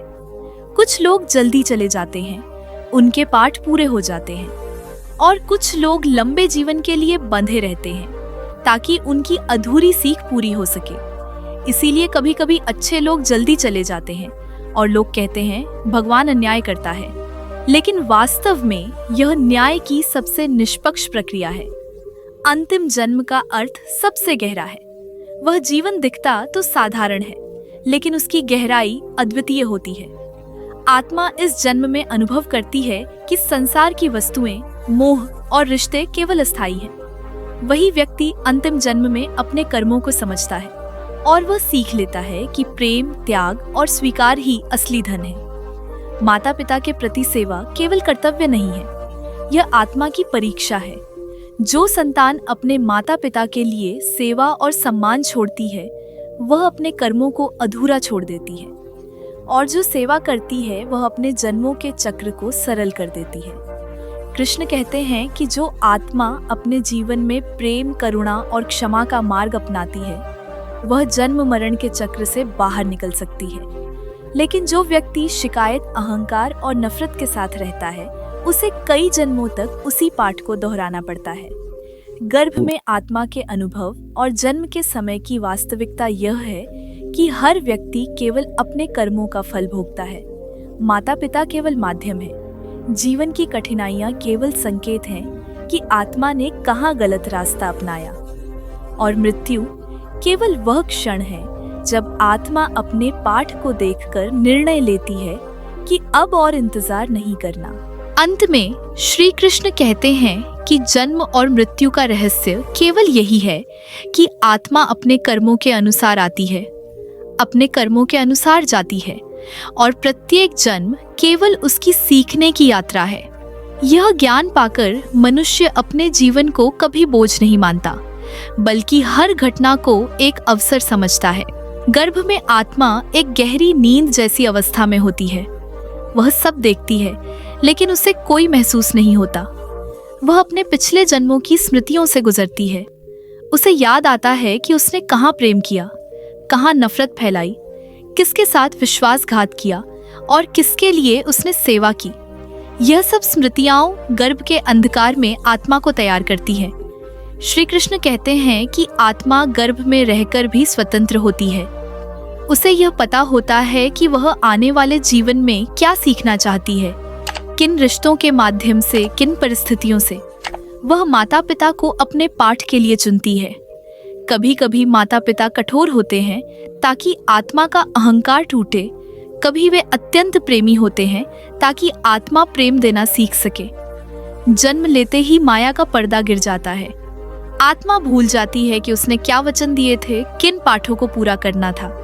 यही भूल जीवन में संघर्ष और द्वंद्व पैदा करती है। जो आत्मा अपने कर्मों से अनजान रहती है, उसे जीवन कठिन लगता है। जो आत्मा अपने कर्मों को समझ लेती है, वह हर कठिनाई में अवसर देखती है। कृष्ण कहते हैं कि बच्चे जो जन्म लेते हैं, वे केवल शारीरिक रूप से बच्चे नहीं होते। वे अपने पूर्व जन्मों के अनुभवों का संग्राहक होते हैं। यही कारण है कि कुछ बच्चे जन्म से ही शांत, संवेदनशील और आध्यात्मिक होते हैं। वे बिना किसी शिक्षण के ही करुणा और प्रेम के गुण दिखाते हैं। और कुछ बच्चे जन्म से ही चुनौतीपूर्ण होते हैं। वे परिवार के लिए परीक्षा लाते हैं ताकि अपने पूर्व जन्मों के अधूरे पाठ को पूरा कर सके। माता पिता केवल माध्यम होते हैं, परिवार केवल मंच होता है। जीवन का वास्तविक उद्देश्य आत्मा का विकास है। जो माता पिता कठोर दिखाई देते हैं, वह आत्मा की परीक्षा के लिए भगवान द्वारा चुने गए होते हैं। जो बहुत प्रेमी दिखाई देते हैं, वे आत्मा को प्रेम का पाठ सिखाने के लिए होते हैं। कृष्ण कहते हैं कि मृत्यु केवल शरीर का अंत नहीं है, यह आत्मा का अगले चरण में प्रवेश है। जो आत्मा अपने कर्मों को पूरी तरह समझ चुकी होती है, वह मृत्यु में डरती नहीं। वह शांति से अपने शरीर को छोड़ देती है। और जो आत्मा अपने कर्मों को नहीं समझती, उसे मृत्यु भी परीक्षा की तरह प्रतीत होती है। अंतिम जन्म का अर्थ सबसे गहरा है। यह जीवन साधारण प्रतीत होता है, लेकिन भीतर बहुत गहन होता है। आत्मा इस जन्म में यह अनुभव करती है कि संसार की वस्तुएं, मोह और रिश्ते केवल अस्थायी हैं। जीवन के अंत में वही व्यक्ति सबसे अधिक समझदार होता है, जिसने अपने माता पिता, अपने परिवार और अपने अनुभवों को स्वीकार किया। कृष्ण कहते हैं कि जन्म और मृत्यु का रहस्य केवल यह नहीं कि हम कब आए और कब जाएंगे।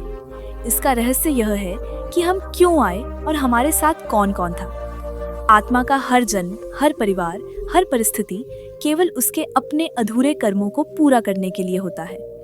माता पिता, भाई बहन, जीवन साथी और संतान सब केवल माध्यम है।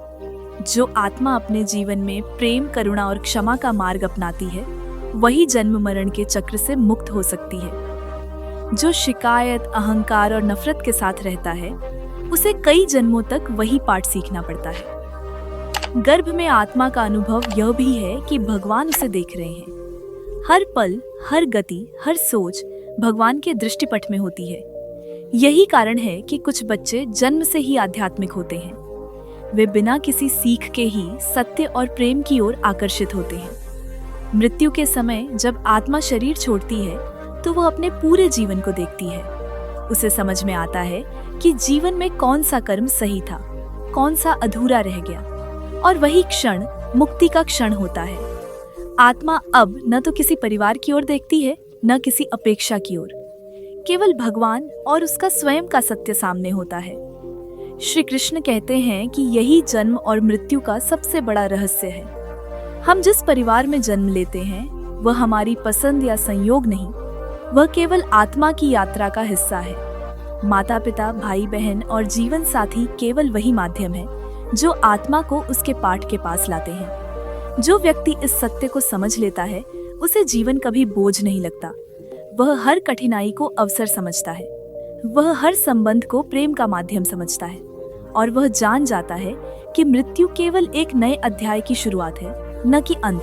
गर्भ में प्रवेश करने के बाद आत्मा अपने पिछले जन्मों की स्मृतियों को देखती है। वह जानती है कि किन अनुभवों ने उसे सिखाया और किन अनुभवों ने उसे गिराया। गर्भ की सीमित जगह में आत्मा स्वयं को तैयार करती है। उसकी यात्रा केवल शारीरिक जन्म तक सीमित नहीं होती, वह अपने भविष्य के कर्मों की योजना भी बनाती है। श्री कृष्ण कहते हैं कि आत्मा स्वतंत्र होती है, लेकिन वह अपने कर्मों के अनुसार बंध जाती है। जीवन में मिलने वाले माता पिता, भाई बहन और परिवार के अन्य सदस्य केवल माध्यम हैं। हर परिस्थिति, हर कठिनाई, हर सुख और दुख केवल आत्मा की परीक्षा का हिस्सा है। गर्भ में आत्मा भगवान से संवाद करती है। वह पूछती है, हे प्रभु, क्या मैं इस बार अपने कर्म सही कर सकूंगी?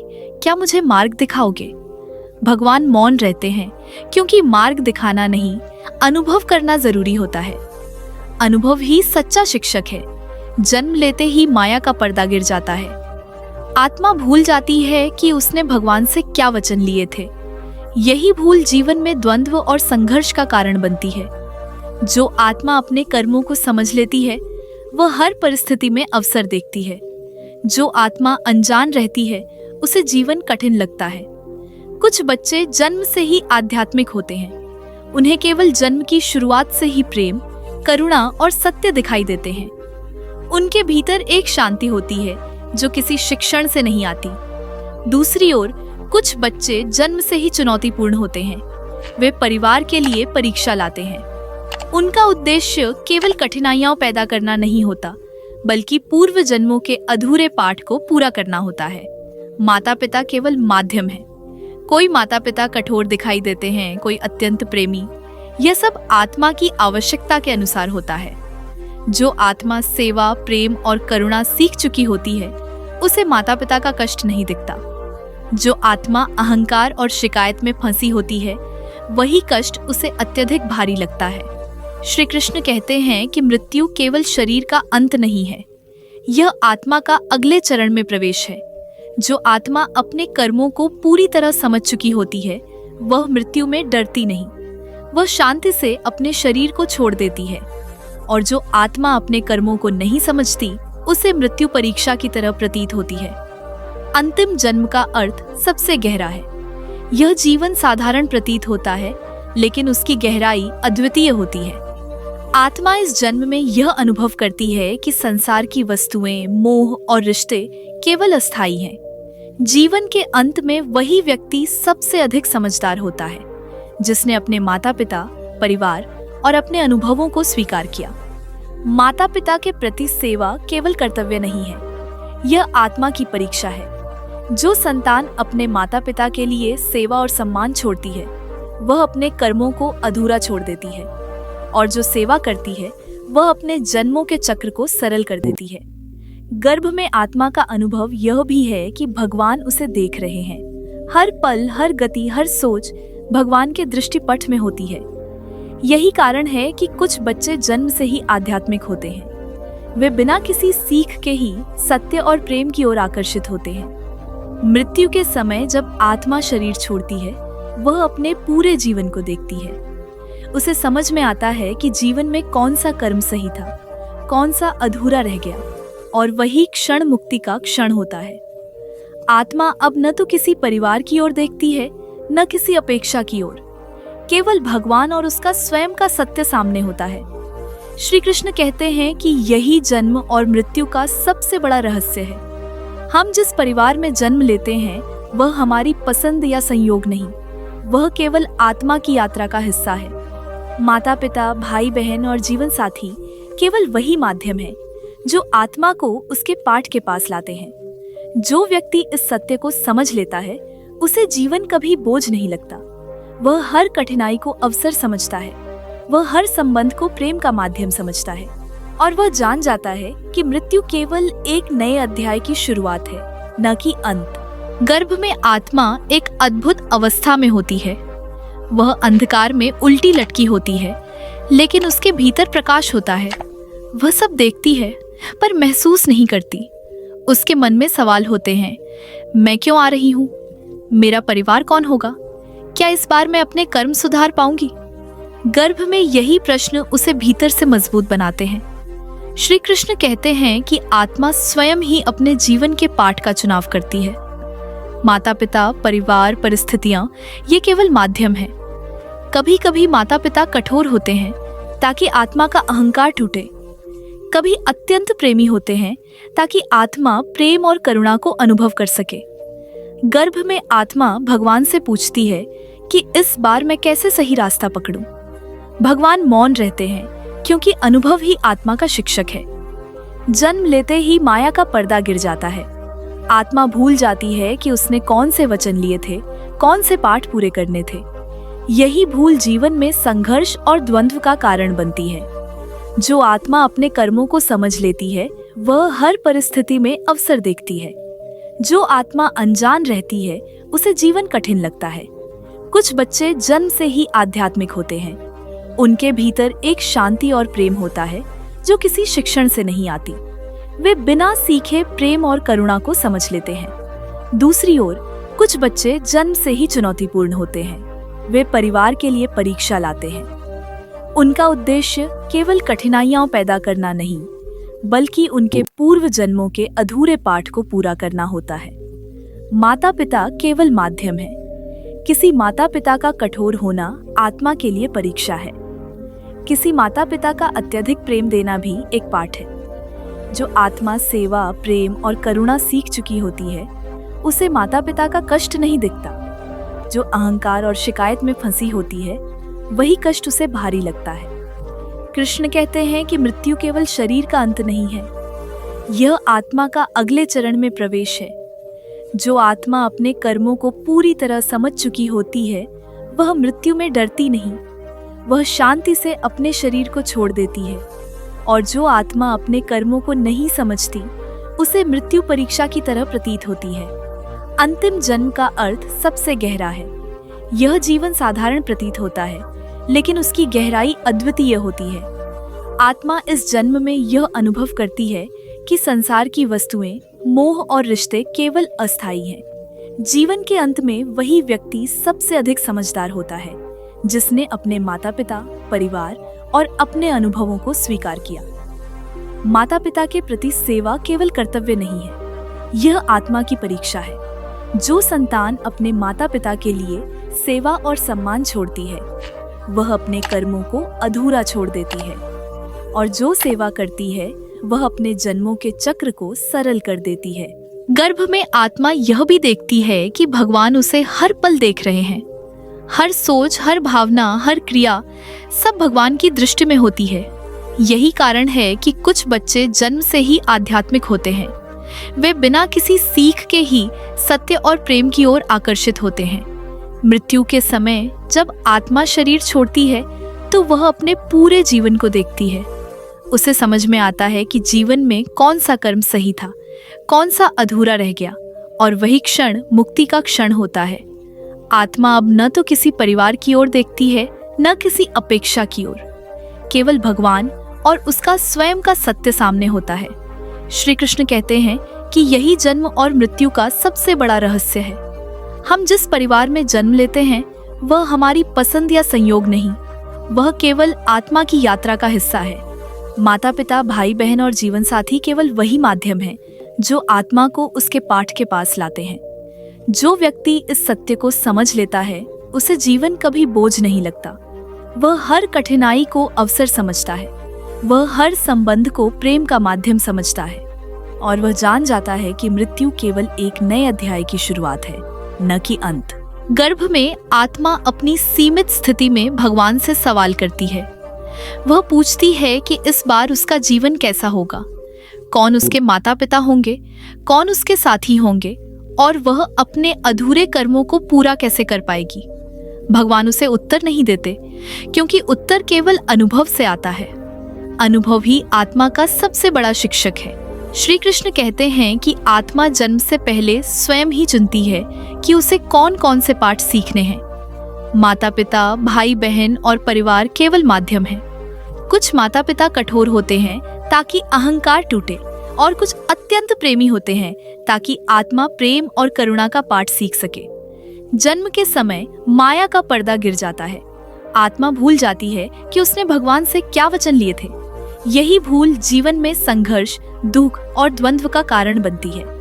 जो आत्मा अपने कर्मों को समझ लेती है वह हर परिस्थिति में अवसर देखती है। जो अनजान रहती है उसे जीवन कठिन लगता है। कुछ बच्चे जन्म से ही आध्यात्मिक होते हैं। उनके भीतर एक शांति और प्रेम होता है जो किसी शिक्षण से नहीं आता। वे बिना सीखे ही करुणा और सत्य को महसूस कर लेते हैं। दूसरी ओर कुछ बच्चे जन्म से ही चुनौतीपूर्ण होते हैं। उनका उद्देश्य केवल कठिनाइयां पैदा करना नहीं होता, बल्कि उनके पूर्व जन्मों के अधूरे पाठ को पूरा करना होता है। माता पिता केवल माध्यम है। माता पिता का कठोर होना आत्मा के लिए परीक्षा है। अत्यधिक प्रेम देना भी एक पाठ है। जो आत्मा सेवा, प्रेम और करुणा सीख चुकी होती है उसे माता पिता का कष्ट भारी नहीं लगता। जो अहंकार और शिकायत में फंसी होती है वही कष्ट उसे असहनीय लगता है। जीवन के हर क्षण में भगवान की दृष्टि होती है। हर सोच, हर भावना, हर क्रिया सब उनके दृष्टिपट में होती है। यही कारण है कि कुछ बच्चे जन्म से ही आध्यात्मिक होते हैं। वे सत्य और प्रेम की ओर सहज आकर्षित होते हैं। मृत्यु के समय जब आत्मा शरीर छोड़ती है वह अपने पूरे जीवन को देखती है। वह समझती है कि जीवन में कौन सा कर्म सही था, कौन सा अधूरा रह गया। वही क्षण मुक्ति का क्षण होता है। आत्मा अब न तो किसी परिवार की ओर देखती है न किसी अपेक्षा की ओर। केवल भगवान और उसका स्वयं का सत्य सामने होता है। श्री कृष्ण कहते हैं कि जन्म और मृत्यु का सबसे बड़ा रहस्य यही है कि हम जिस परिवार में जन्म लेते हैं वह हमारी पसंद या संयोग नहीं, वह केवल आत्मा की यात्रा का हिस्सा है। माता पिता, भाई बहन और जीवन साथी केवल माध्यम है जो आत्मा को उसके पाठ के पास लाते हैं। जो व्यक्ति इस सत्य को समझ लेता है उसे जीवन कभी बोझ नहीं लगता। वह हर कठिनाई को अवसर समझता है। वह हर संबंध को प्रेम का माध्यम समझता है और वह जान जाता है कि मृत्यु केवल एक नए अध्याय की शुरुआत है, न कि अंत। कर्मों का फल प्रत्येक जन्म में अलग होता है। आत्मा के अधूरे कर्म जो पूरे जन्म में सीखने को मिले वे मृत्यु के समय प्रकट होते हैं। जो आत्मा प्रेम, सेवा और क्षमा का मार्ग अपनाती है वह जन्म मरण के चक्र से मुक्त हो सकती है। जो व्यक्ति शिकायत, अहंकार और नफरत के साथ रहता है उसे कई जन्मों तक वही पाठ सीखना पड़ता है।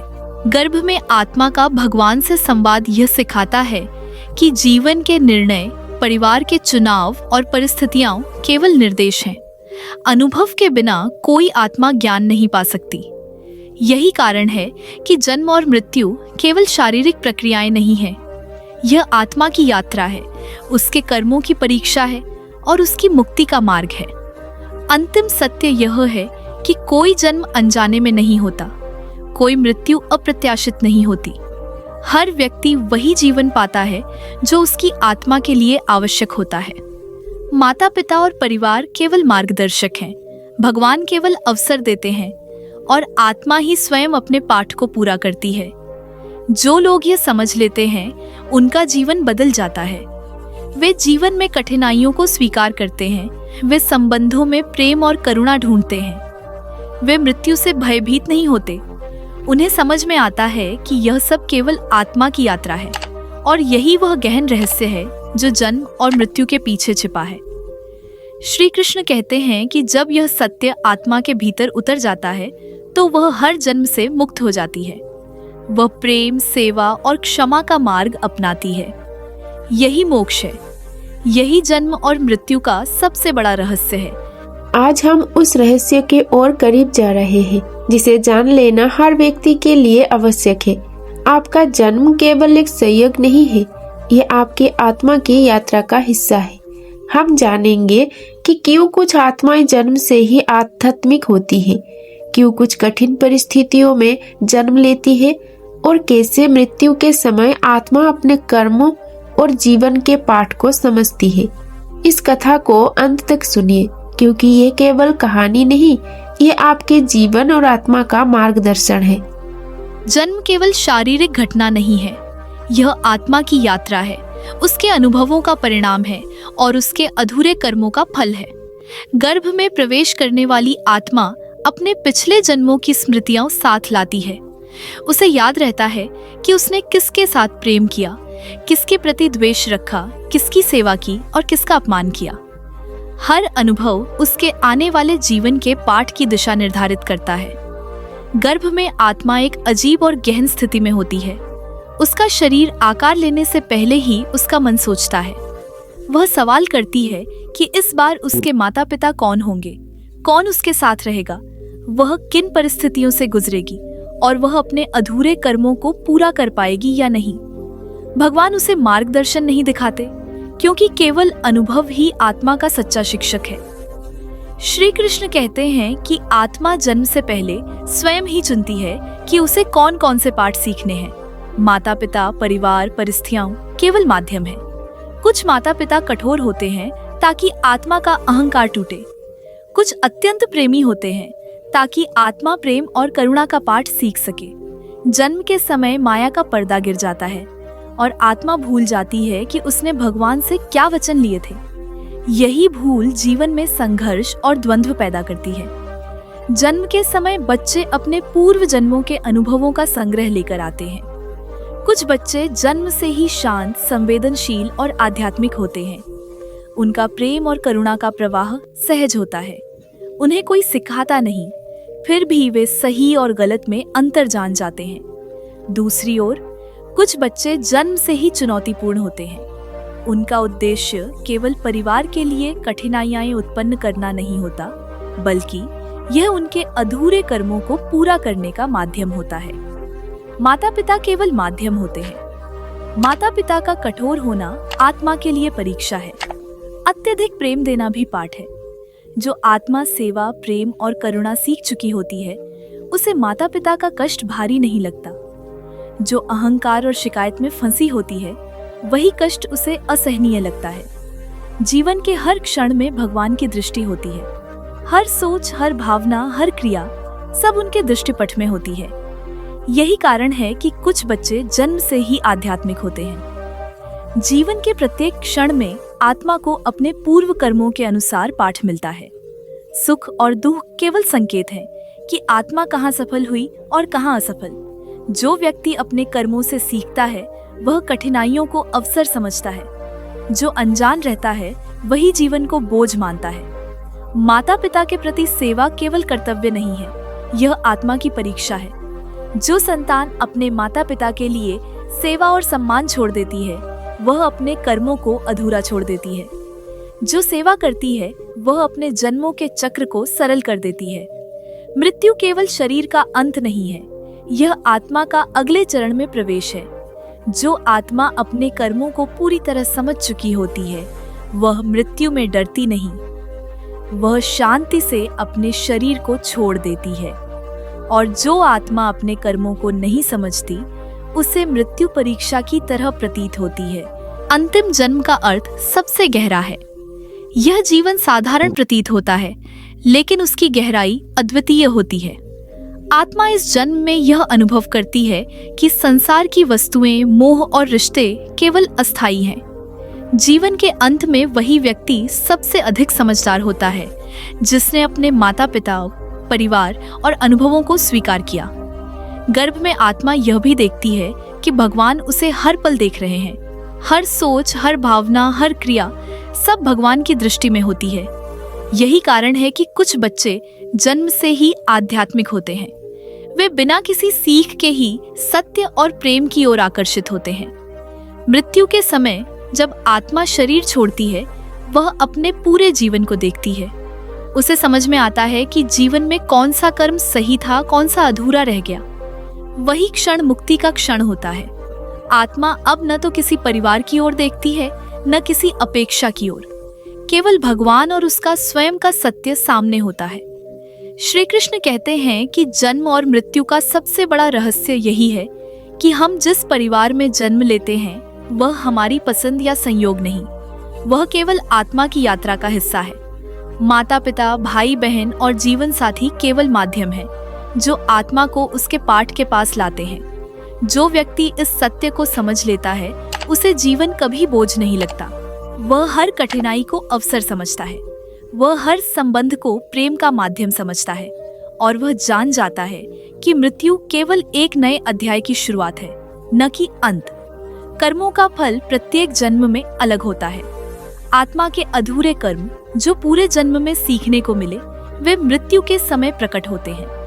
जो आत्मा प्रेम, सेवा और क्षमा का मार्ग अपनाती है, वह जन्म मरण के चक्र से मुक्त हो सकती है। जो व्यक्ति शिकायत, अहंकार और नफरत के साथ रहता है, उसे कई जन्मों तक वही पाठ सीखना पड़ता है। अंततः श्री कृष्ण कहते हैं कि जब यह सत्य आत्मा के भीतर उतर जाता है, तो वह हर जन्म से मुक्त हो जाती है। वह प्रेम, सेवा और क्षमा का मार्ग अपनाती है। यही मोक्ष है। यही जन्म और मृत्यु का सबसे बड़ा रहस्य है। दोस्तों, इस कहानी से हमने जाना कि हमारा जन्म और जीवन केवल संयोग नहीं है। हर परिस्थिति, हर रिश्ते, हर अनुभव सब हमारे आत्मा के विकास और हमारे अधूरे पाठ को पूरा करने के लिए है। इसलिए जीवन में कभी भी परेशान मत होइए, किसी परिस्थिति से हार मत मानिए। हमारी जिम्मेदारी है कि हम अपने माता पिता, अपने परिवार और अपने आसपास के लोगों के लिए प्रेम, सेवा और करुणा का मार्ग अपनाएं।